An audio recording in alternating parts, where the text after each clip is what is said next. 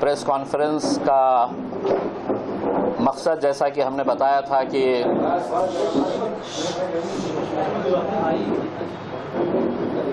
कुछ political developments ख़ास तौर से महाराष्ट्र के अंदर आने वाले 2-3 महीनों के अंदर मजलिस इत्तेहादुल मुस्लिमीन का क्या प्लान ऑफ एक्शन रहेगा, इन सब बातों को आपसे शेयर करने के लिए यहाँ पर हम आए हुए हैं।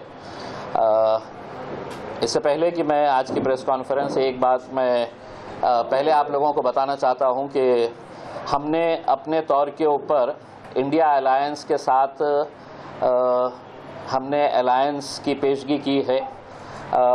हमने कहा है कि अगर भारतीय जनता पार्टी को दूर रखना है और अब तो एकनाथ शिंदे साहब की शिवसेना जिस तरीके का रोल प्ले कर रही है हमारे साथ, अब हमारे नबी करीम सल्लल्लाहु अलैहि वसल्लम के ख़िलाफ़ भी जिस तरीके के बयानबाजी चल रही है और उसकी तायीद करने के लिए मुख्यमंत्री खुद आते हैं और उनकी पीठ थपथपाते हैं, तो सोचिएगा आप कि हम किस तरफ जा रहे हैं। हमें किस तरीके से हमारे साथ खेला जा रहा है। ये प्रपोज़ल हमने लोकसभा के इलेक्शन के टाइम पे भी दिया था, लेकिन उनके तरफ से कोई प्रतिसाद आया नहीं था। अभी फ़िलहाल हमने दोबारा और आज फिर से एक मरतबा आपके ज़रिए हम ये पैगाम ये तीनों पार्टीज़ को देना चाहते हैं, शरद पवार साहब को, कांग्रेस को और शिवसेना को, कि हमें अगर भारतीय जनता पार्टी को दूर रखना है तो कहीं ना कहीं हमें भी कुछ समझौते करने पड़ेंगे करके। लेकिन अभी तक इनका कोई ये नहीं आया है, कोई रिस्पांस नहीं मिला है। हालांकि नीचे स्तर के ऊपर बहुत सारे लोग ये चाहते हैं कि हर तरह का गठजोड़ करके भारतीय जनता पार्टी और एकनाथ शिंदे, अजीत पवार को सत्ता से दूर रखा जाए करके। उसमें अभी बम्बई की यूनिट के ताल्लुक से आप लोग अच्छी तरीके से जानते हैं, 15 अगस्त के दिन एक बहुत अच्छी तिरंगा रैली यहाँ पर हमारे मुंबई के जो सदर है फैयाज साहब, उन्होंने निकाले थे।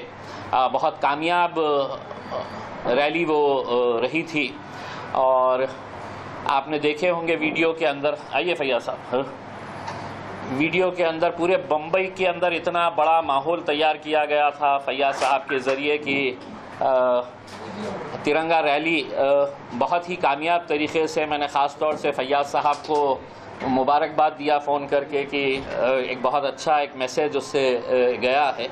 आज के इस दौर के अंदर जब लोग शक की नज़र से हमें देखते हैं, मुल्क से वफ़ादारी का हमसे सवाल करते हैं, तो ऐसे मौके के ऊपर यहाँ पर जितने भी नौजवान बुज़ुर्ग सभी लोग जो मोटरसाइकिलों के ऊपर थे, गाड़ी के ऊपर तिरंगा लगाकर वो चल रहे थे।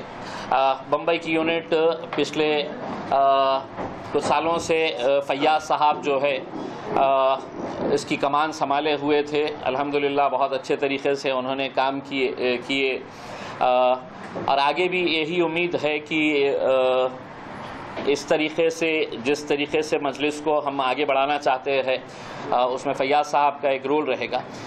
फैयाज साहब ने ये ख्वाहिश जाहिर की थी कि मुझे भी इस बार तबा इलेक्शन लड़ना है करके, तो हमारे लिए एक बहुत बड़ा एक दुविधा ये हो गई थी कि हमारा सदर है, मुंबई की पहचान है, मुंबई की शनाख्त है।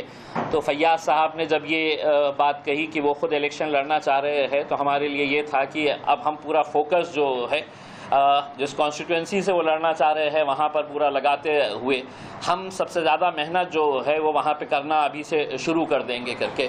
तो फैयाज साहब के रज़ामंदी से उनके साथ चर्चा करके ये ओहदे से जो मुंबई प्रेसिडेंट की जो पोस्ट थी वो उन्होंने छोड़ते हुए उनका भी ये है कि हम पूरा फोकस जो है वो आने वाले वक्त के अंदर अपनी कॉन्स्टिट्यूंसी के ऊपर हम लगाएं करके, क्योंकि इस मरतबा हमें पूरा यकीन है कि अगर सही तरीके से अगर इलेक्शन अगर हम लड़ेंगे तो मुंबई के अंदर भी बहुत अच्छे नतीजे इंशाल्लाह हम लेकर आएंगे और उसमें जो हमारे कामयाब उम्मीदवार रहेंगे उसके अंदर फैयाज साहब का भी एक रहेगा करके।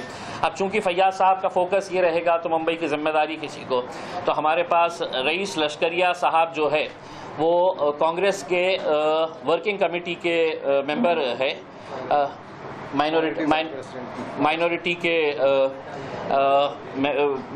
मेंबर है वो, तो ये जिम्मेदारी रईस लश्करिया साहब के पास दी जा रही है और एक कोऑर्डिनेशन के साथ हम इस इलेक्शन के अंदर पूरे महाराष्ट्र में जहाँ जहाँ से भी हम इलेक्शन लड़ेंगे इंशाल्लाह हम सब साथ में मिलकर आगे ये बढ़ाएंगे। एक चीज़ मैं बता देता हूँ कि देखिए, हमारे ऊपर आप इल्ज़ाम लगा देते हैं कि आप खड़े रहे तो इनका फ़ायदा होता है, इनका नुकसान होता है करके। उसमें हमारी ख्वाहिश है कि नुकसान होना है तो सिर्फ भारतीय जनता पार्टी का नुकसान होना चाहिए, और वो नुकसान अगर ज़्यादा करना है आपको तो हमने जो अलायंस का एक ऑफ़र किया है, कल के दिन हमारे ऊपर ये उंगली नहीं उठनी चाहिए कि आप क्यों लड़ रहे हैं करके। उसमें आज अगर बातचीत अगर होती है तो यकीनन उसका बहुत बड़ा असर होगा, बहुत बड़ा फ़ायदा होगा सभी को। तो इंशाल्लाह यही बात को लेकर अगले कुछ दिनों के अंदर असद साहब अपने तौर के ऊपर जहाँ जहाँ पर भी जो भी कैंडिडेट्स लड़ेंगे, तो पार्टी का एक सिस्टम रहा है कि भले ही मैं महाराष्ट्र का सदर हूँ, अहमद बलाला साहब जो है वो हैदराबाद में एमएलए है मजलिस के, मुंबई की जिम्मेदारी भी आप देखे हैं पिछले 2-3 इलेक्शंस के अंदर। तो हमारा सिस्टम रहा है कि सदर होने के बावजूद भी ये इख्तियार मैं इस्तेमाल नहीं करता हूँ। ये इख्तियार हमारे पार्टी के सदर बैरिस्टर असदुद्दीन अवैसी साहब का ही है, और वो अगले कुछ दिनों के अंदर जो कैंडिडेट्स अभी इमीडिएट हमारे को डिक्लेयर करने का है उसके अंदर है तो वो फ़ौरन उनके ट्वीट के ज़रिए, उनके लेटर के ज़रिए है तो वो डिक्लेयर किया जाएगा उसमें। तो मैं चाहूँगा कि पहले फैयाज साहब आप अहमद बलाला साहब।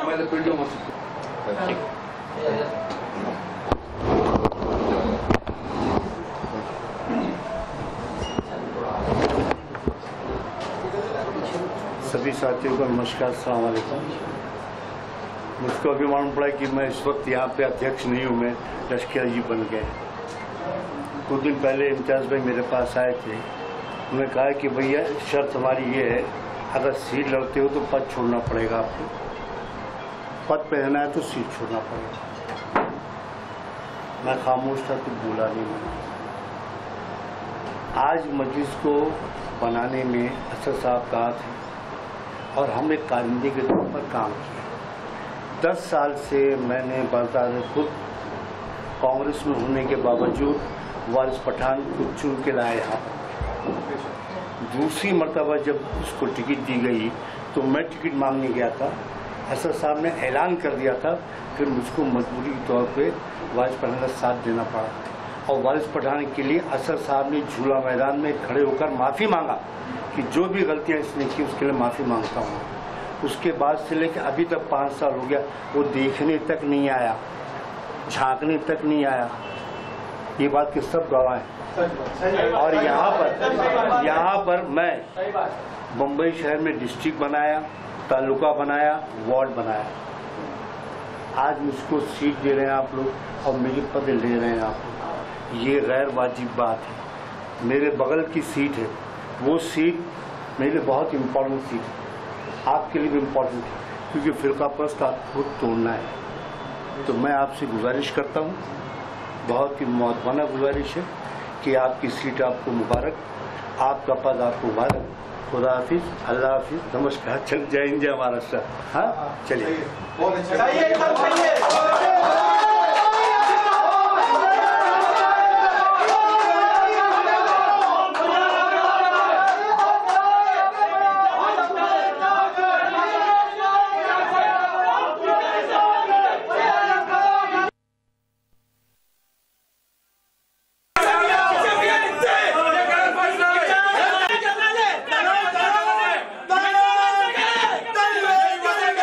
कोई नहीं रहता।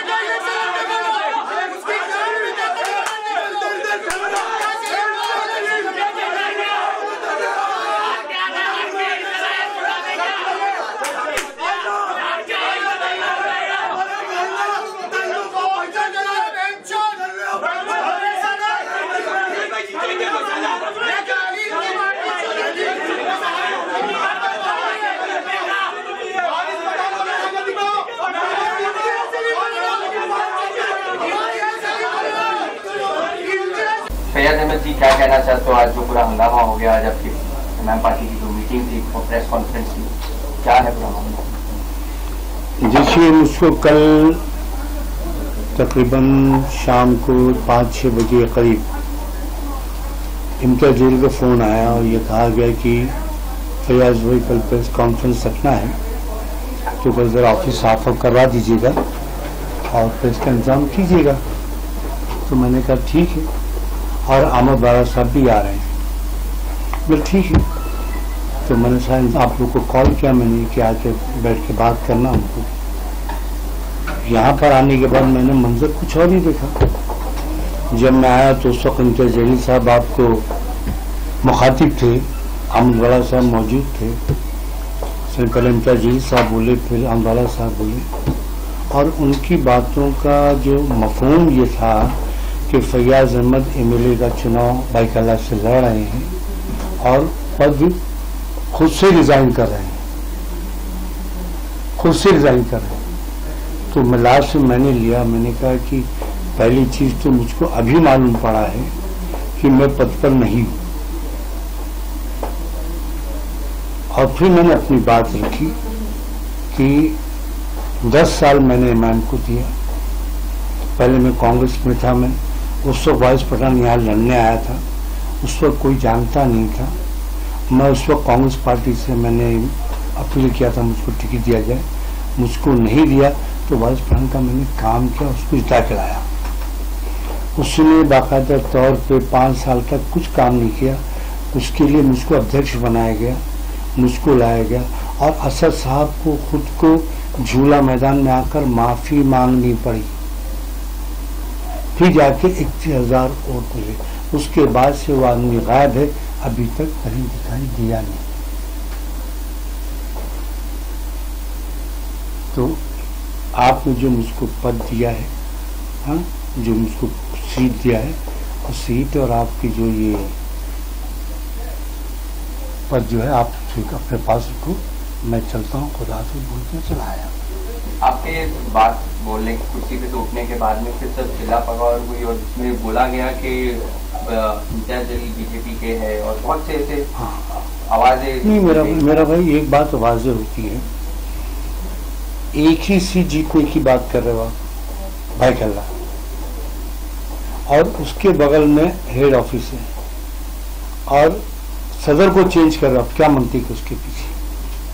सदर होते हुए चुनाव लड़ता है तो उसका वेटेज बढ़ता है, सदर ना रहते हुए आप चुनाव लोगे उसमें वेटेज कम होता है। मतलब ये कि आदमी को डिस्टर्ब कर दो, परेशान कर दो, और ऐसे आदमी को ला के मुतयन कर दो कि आदमी को ज़हनी तौर पर परेशान करेगा या आके इंटरफेयर करे आपको। तो मैंने कहा भैया फ़ायदा क्या, आप तो लगता है भाजपा के लोग हैं मेरा भाई, और इसके सिंधी सेना के लोग हैं आप। मैंने बाहर निकल के कहा कि सेना के और ये सॉरी भाजपा को ये इसके सिंधी के लोग हैं जो उनकी ईमा पर काम कर रहे हैं, और उसी ईमा के ऊपर मुझसे पढ़ किया गया। मैंने रैली थी बड़ी कि आप लोग खुद मौजूद थे, उसको देखा ना करीब रैली, उससे भयभीत होकर मामला ये लोग कर रहे हैं। मैं तो ड्रग्स के खिलाफ रैली निकाला था मैं, हाँ, और काफ़ी कामयाब रैली थी। और ड्रग्स किसके लिए था मेरा भाई? नई नस्लों को बचाने के लिए, जनरेशन को बचाने के लिए, देश को बचाने के लिए। आज तक मुंबई शहर में किसी ने रैली किया है क्या? हाँ, मैं तीसरी रैली थी मेरी ये, ताकि समाज को अपन अवेयर कर सकें, समाज को उठा सकें, समाज को बता सके नशा गलत है। उसका मुझको ये परिणाम दे रहे हैं आप लोग। क्या आप अभी पार्टी में रहोगे? मेरा भाई मैं तो पार्टी को त्याग करके वहां से आ रहा हूं मैं, और बबांगे दोबारा मैंने उनसे कहा कि आपकी सीट आपको मुबारक, आपकी पद आपको मुबारक। क्या आपको लगता है जो आपके जो एमआईएम पार्टी के जो वरिष्ठ नेता है ओवैसी साहब, उनको भी इसके बारे में पता था? देखिए मेरा भाई, मैं एक बात जानता हूँ, बगैर ऊपर के लोगों से इजाजत लिए नीचे कुछ नहीं होता।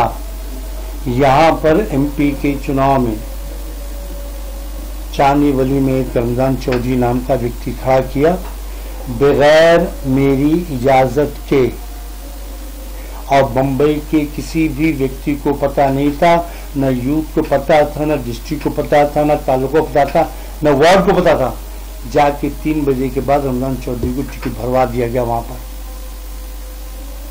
और ऐलान कर दिया गया। तो आपने जब पद दिया है तो उसकी गरिमा का भी ख्याल होना चाहिए आपको। और कैसे ऊपर पता नहीं चलेगा? ऊपर से बी फॉर्म आता है कि नहीं, चलो पता होगा ना मेरा, इसके अंदर कोई ना कोई मैनिपुलेट हुआ है ना मेरा भाई। आपको क्या लगता है इस तरह से जो आपके साथ में हुआ तो आने वाले चुनाव में कितना असर दिखा जाएगा एमआईएम पार्टी के लिए? देखिए, मैं अपनी ज़ात को बोल रहा हूँ। मैं जहाँ तक मैं अपना मुतमईन हूँ एक बात से कि मजलिस जो है कौम का नाम है, उसके साथ दिल लगा हुआ है, लेकिन जो लोग लेके चल रहे हैं वो सही मानों में मजलिस कौम के नहीं है। कौम को धोखा दे रहे हैं, समाज को धोखा दे रहे हैं, कौम को भयभीत कर रहे हैं और सिर्फ बोल वचन कर रहे हैं लोग। बोल वचन कर रहे हैं, कुछ नहीं कर रहे लोग। मैं 5 साल यहाँ पर था, मैं हेड ऑफिस के ऊपर 5 साल में 1 पैसे का रवा नहीं कि हैदराबाद से कोई मजाई हो। मैंने बाकायदा जो अपनी जेब हो सका जेब से मैंने काम किया वहाँ पर, जो भी आदमी उसको इज्जत एहतराम दिया मैंने। आज ऐन चुनाव के मौके पर आपको सदर बदलने की जरूरत क्या? चुनाव है भी ना। और यहाँ पर यशवंत यादव है, जमशूदकर है, उनके पीछे मजबूर मिला 41% मुसलमान यहाँ पर है। तो 41% में अगर 1-2% बाहर से मिल जाएगा तो आराम से निकलेगी यहाँ से। और आप जाकर पूरे मोहल्ले से पूछें, आप लोगों से पूछें, आप लोग बताएंगे क्या मेरा ग्राफ है, क्या लोग उसको चाहते हैं कि नहीं चाहते। और वारिस मियां के बारे में पूछें आप जाके, वारिस कितना चाहते कितना नहीं चाहते, पता चल जाएगा आपको। तो ये सारी बातें थी मेरा भाई, मुझको एक बात साफ हुई कि ये सिर्फ एक कमर्शियल लोग हैं, इनका सोशल लाइफ से कोई कनेक्शन नहीं। आज 5 साल हो गए इनका जेल महाराष्ट्र के सदर हैं, एक मरतबा भी कभी भी किसी भी प्रोग्राम में आए हैं क्या? वो 6 एमपीज है यहाँ पर, 6 डिस्ट्रिक्ट है, 36 एमएलए है, तो 27 नगर सेवक हैं। मैं सब जगह डिस्ट्रिक्ट प्रेसिडेंट बनाया, तालुका बनाया और वार्ड का काम मैंने किया। सिर्फ बुराई ढूंढ के बोलते हैं आप, हाँ? कभी तारीफ तो करो हमारी। तो ये बात समझ आ रही है, वो काम से मतलब नहीं है, इनको मतलब है अपने जेब वगैरह को देखना। फैज जी, आपसे एक आखिरी सवाल, क्या यहाँ के जो लोग, मैं अभी कुछ बोल नहीं सकता, समझे ना, क्योंकि ये सारा मामला जो है आवाम का है, फैसला वो करेंगे, खड़ा होना नहीं होना, क्या होना क्या नहीं होना। मेरे दिल की बात मैं बोल के हट गया मेरा भाई। मैं कभी भी किसी भी तरीके से प्रेशर में रहकर काम नहीं कर सकता और न किसी दबाव में आके मैं काम कर सकता हूँ। मेरी यही बेबाकी जो है, चाहे असेंबली में हो, चाहे कारपोरेशन में हो, चाहे कांग्रेस पार्टी में, हर जगह बेबाकी से जाना पहचाना जानता हूँ। और मैं मदनपुरी वाला हूँ, मदनपुरी की जुबान बोलता हूँ, मदनपुरी की पहचान बोलता हूँ, मदनपुरी की शनाख्त हूँ। मैं दबने और ठसने वाला आदमी नहीं हूँ। मैं जब मैं यहाँ पे ला के ईमान को जिंदा कर सकता हूँ मैं, हाँ, तो इंशाअल्लाह अल्लाह ने चाहा तो उसका आखिर भी मैं ही करूँगा इंशाअल्लाह। फैयाज भाई, इम्तियाज जलील ने कहा है कि आपने पॉलिटिकल सुसाइड किया है, ये जो भी इंसिडेंट हुआ है उसको लेकर। मेरा भाई ये पॉलिटिकल सुसाइड उन्होंने किया, मैंने नहीं किया। मैं तो सिर्फ कौम की दर्द में, मिल्लत की दर्द में, समाज की दर्द में, मुल्क के आइन को बचाने के लिए इस पार्टी में था मैं। लेकिन उसका पूरा सरोजा बिखर गया। मेरे सामने बुला के बोल रहे हैं कि उसको ये अध्यक्ष बन रहे हैं, उसको मालूम अभी पड़ रहा है, लश्करी बन रहा है। ये कितना बड़ा गलत काम किया गया, हाँ। और आज तक हिंदुस्तान में कहीं पर भी आपने देखा है कि किसी प्रेस कॉन्फ्रेंस के अंदर कोई बात होती है? जब आपके मिजाज के खिलाफ कोई बात होगी तो डेफिनेटली आपको हर्ट होगा। मैं एक टाइम एमएलए 3 टाइम नगर से रह चुका हूँ और मेरी ऑफिस भी वही है, घर भी वही है, मोहल्ला भी वही है, वही 2 शबाबों का लश्कर मेरे पास आज भी है। मेरे कोई बदला नहीं है। इनका घर पता लगा लो, आप प्रॉपर्टी पता लगा लो, सब हम पड़ेगा कौन कितना दम कितना कम है इनके अंदर। आज तुम हैदराबाद से यहाँ पे आए ना, हाँ, आपको स्वागत किया ना, हमने प्यार दिया ना आपको, हाँ, लेकिन ये सिला दे रहे हैं, हाँ? मेरा टिकट अनाउंस करे आप लोग, तो टिकट मसला नहीं मेरा। मैं मदनपुर के खाने पे आखिर सफर करूँगा मैं, हाँ, खाना देने आप नहीं आओगे, मेरे लोग ही आएंगे ना, तो उनके साथ मैं रद्दाई नहीं कर सकता। जो बात है फैक्ट बोल रहा हूँ आपसे मैं। इम्तियाज जलील ने यह भी कहा है कि वो आपसे चर्चा करेंगे इस विषय पर। मेरे को चर्चा देखो लाख करवा, लेकिन जो बातें हो गई। मैं चर्चा करने के बिल में हुई नहीं, क्योंकि आपने बाबांगे धोल प्रेस कॉन्फ्रेंस में बाकायदा बुलाकर मेरे जहन को आपने ठेस पहुंचाया है।